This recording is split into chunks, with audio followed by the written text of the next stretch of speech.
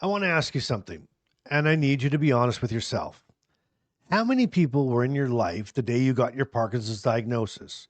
And how many are still there now? And I don't mean the people who like a post once in a while on your Facebook, not the people who say we should get together sometime, which apparently now means sometime between today and the next ice age. But I mean the people who still call, the people who still invite you, the people who still check in, the people who still see you, not just the Parkinsons standing in the corner wearing your face. Because for a lot of us, Parkinson's doesn't just change our body, it changes the room. And sometimes people don't leave all at once. They fade slowly and quietly. And then one day you look around and you think, where did everybody go? Welcome to Living with Parkinson's. The good, the bad, and the reality. Real talk, real life, real community with Bryce Perry. Let's begin. Hey everyone, welcome back to the broadcast. I'm Bryce, and I was diagnosed at the age of 40, and I've been living with this now for almost 16 years. Well, today we're talking about something that people don't usually put on the symptom list, but maybe they should, and that's loneliness. And I don't mean just being alone, because you can be alone and be peaceful. You can be surrounded by people and feel invisible. So today, we're talking about the slow fade, the invitations that stop coming, the conversations that get shorter, and the people who don't know what to say, so they say nothing. And stay with me till the end, because I'm going to give you one sentence that I wish I had years ago. One sentence that helped me stop chasing the people who faded and started seeing the people who stayed. Because if you felt this, I want you to hear this right now. You're not imagining it. You're not being dramatic. You're not being too sensitive. And you are absolutely not alone. And before we go any further, drop slow fade in the comments if you felt people quietly pull away since Parkinson's came into your life. You don't have to explain it if you don't want to. Just say slow fade, so someone else reading the comments knows that they're not the only one. Okay, here's the thing about friends pulling away. Most of the time, it doesn't happen like a movie, right? There's no big fight, no dramatic driveway argument. No one throws a drink in someone's face while music plays in the background. Although, honestly, sometimes that would be easier, because at least then you'd know what happened. But most of the time, it's quieter than that. At first, people are there, right? They ask questions, they send messages, they say, I'm here for you. And many of them mean it. I really believe that. But then time passes, and Parkinson's keeps being Parkinson's because Parkinson's is not a cold. It doesn't pack a little overnight bag and leave in a few days. It moves in. It rearranges the furniture. It steals the remote. It eats your snacks. And somehow it starts making rules in a house it does not pay rent in. And over time, some people don't know what to do with that. So the calls slow down. The invitations get less frequent. The group chat gets quieter. And people start saying things like, well, we didn't invite you because we didn't know if you'd be up to it. And I get it. Sometimes that comes from a good place, but it still hurts. Because there's a big difference between asking me if I'm up for it and deciding for me that I'm not. And that stings. Because Parkinson's already takes choices from us. How we move, how long we last, whether our body decides to cooperate or file a complaint with management. So when people start removing choices from us too, even with good intentions, it can feel like another door closing. And the worst part is, you don't always know whether to be angry, sad, understanding, or just tired. So you say it's okay. But sometimes it's not okay. Sometimes it hurts. Sometimes it feels like your diagnosis changed your place in people's lives.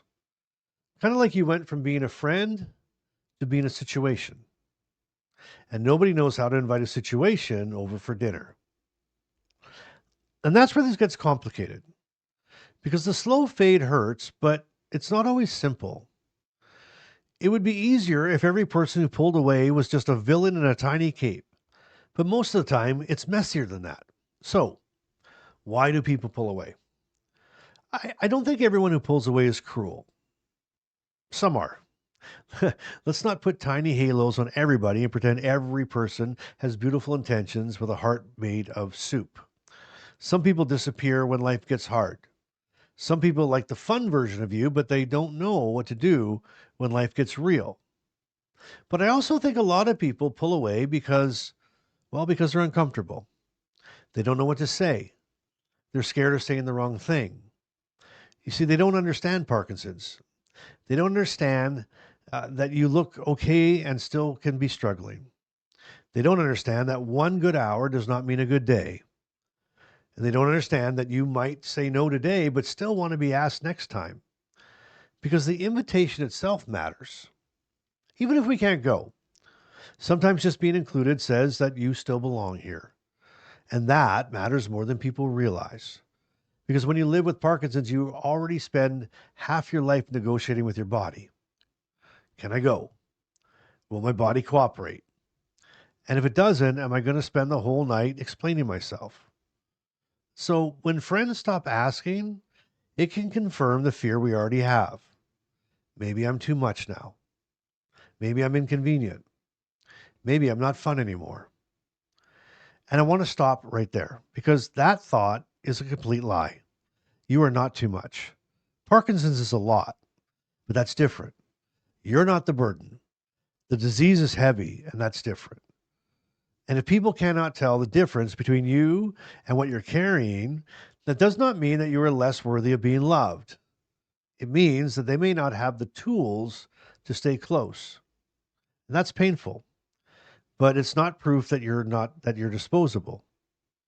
And I think that's what makes this kind of loneliness so hard to explain. It's not just that people aren't around as much. It's what their absence starts making you believe about yourself. Now, one of the loneliest parts of Parkinson's is not always being physically alone.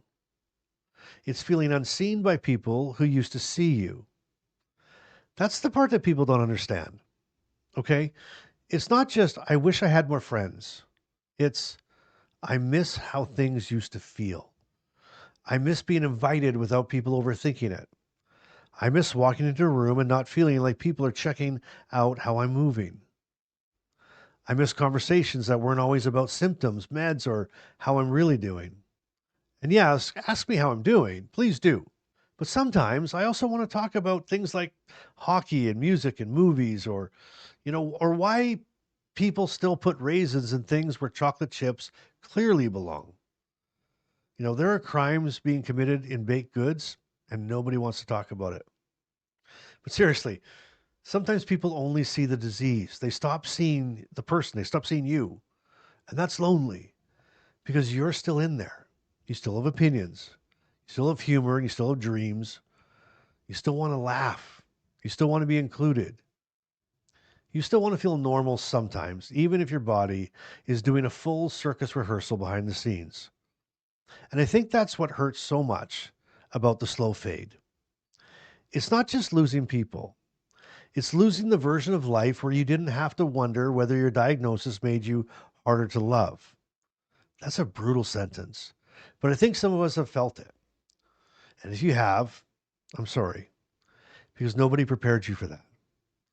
They tell you about the tremors, they tell you about the stiffness and medication, they tell you to exercise, and they tell you to stay positive, which is adorable. But they don't always tell you that Parkinson's can change your friendships. And maybe they should. Because here's the part I don't want you to miss. This pain is real, the loss is real, but it can also reveal something really important. Not right away. Right away it feels like garbage with shoes on. But eventually it can show you who was close and who truly was with you. So here's a reframe that's helped me. And I don't say this to pretend it doesn't hurt when people leave, because it does. It hurts. But I've started thinking of Parkinson's like a filtration system, a brutal one, an unfair one that nobody asked for, but a filter. Because Parkinson's reveals things. It reveals what matters. It reveals what was shallow. And sometimes it reveals who your people really are. The people who couldn't handle it filtered out. That hurts, and it's okay to grieve that. But the people who stayed, the people who kept calling, the people who still invited you, the people who didn't treat your diagnosis like an awkward weather report, those people are not just friends anymore.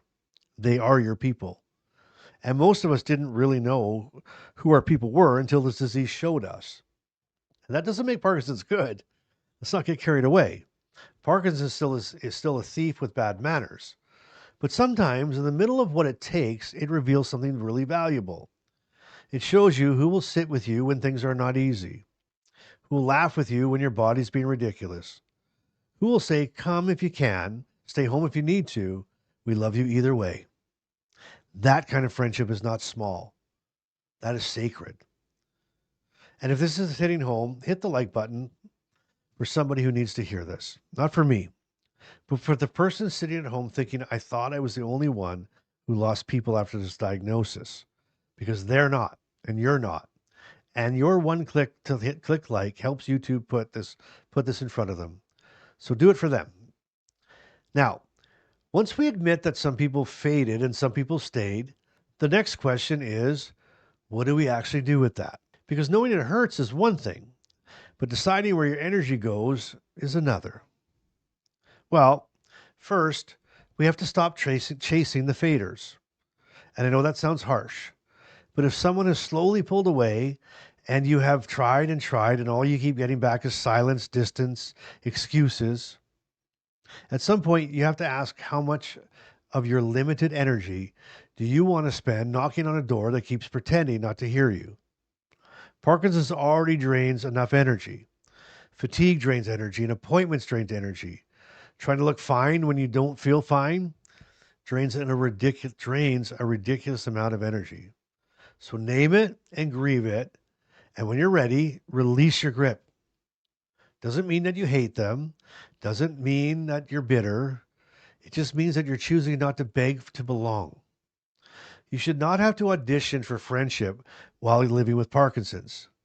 Some people get education, some people get grace, some people get boundaries, and some people get nothing, because peace is also a treatment plan.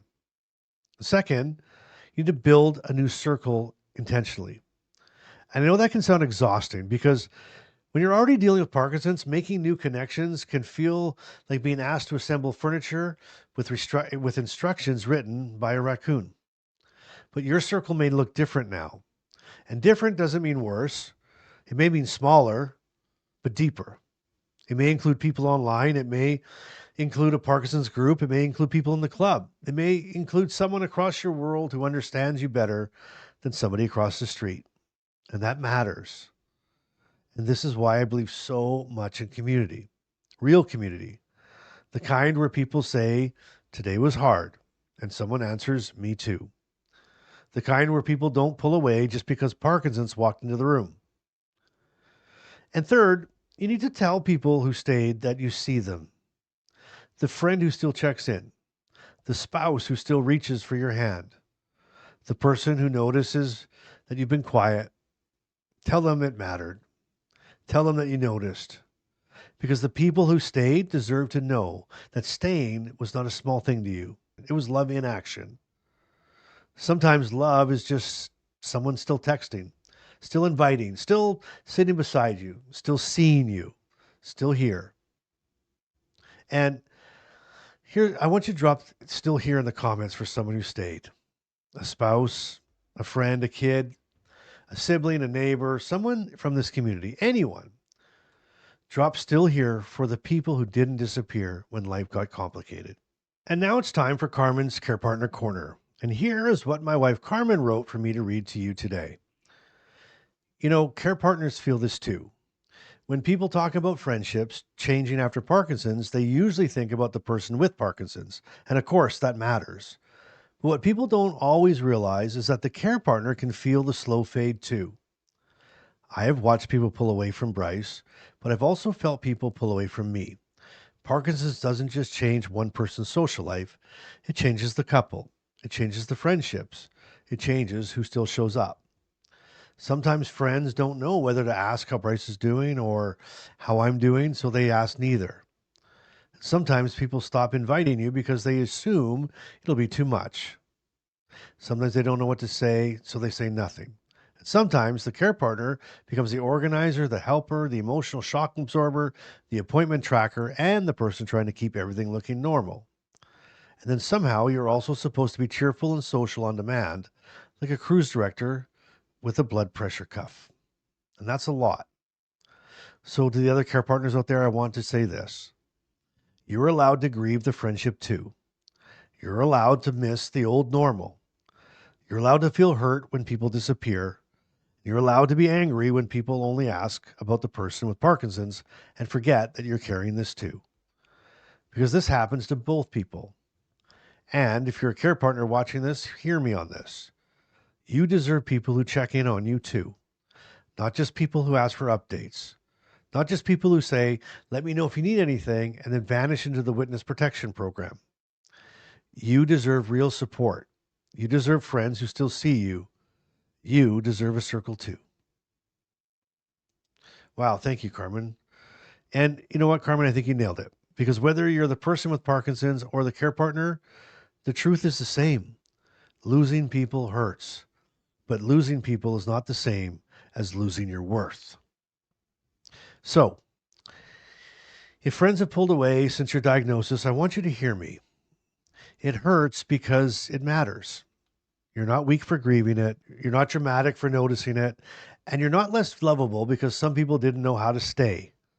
Some people will fade. Some people will disappoint you. Some people will love the old version of your life, but not know how to walk with you on this new one. And that's painful. But it's not the end of your story, because some people will stay, and some people will surprise you, and some people will show up in ways that you never expected. Some people will become family without sharing your last name. Your circle may change, but it can still be beautiful. It can still be real.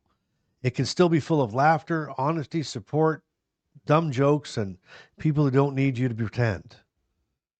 And here is the sentence I promised you at the very beginning, the one I wish someone had handed to me earlier. Stop measuring your life by who left and start protecting your heart with the people who stayed.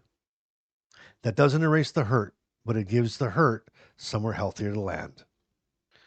All right, you made it this far. You've unlocked today's Bryce-ism. I hope you like it. Here you go. Parkinson's is like a friendship fire drill. Some people panic and run. Some people pretend they didn't hear the alarm, and some people come back in with snacks. Those are your people. All right, well, if your circle got smaller after Parkinson's, the club, it's open for you. It's free. It's ready. This is my invitation for you to come and join the community. And we're building the kind of place where people don't pull away just because Parkinson's walked in the room. The link is in the description below. And if this video gave you something, then please share it with one person who needs to feel less alone today. Subscribe if you haven't, because we talk about real stuff around here, not the brochure version of Parkinson's, but the actual messy, emotional, ridiculous human version. All right. Well, until next time, I want you to remember to keep showing up, keep being real, and you keep doing life today. I love you. I love you so very much. You have a great day, and I'll see you in the next episode.